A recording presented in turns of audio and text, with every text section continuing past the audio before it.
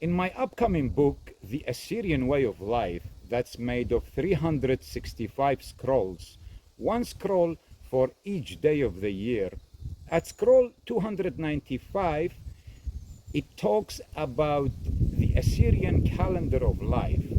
And in it, it explains how in the Assyrian culture, and according to the ancient Assyrian calendar, months don't just have a name, but also an intention. And now we are in Elul, Yarchad Bvaktad Barzar'e, September, month of sprinkling of seeds.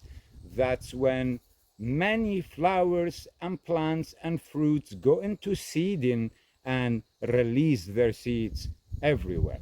Happy month of sprinkling of seeds to you, and remember to guard, protect, and clean the seed of life.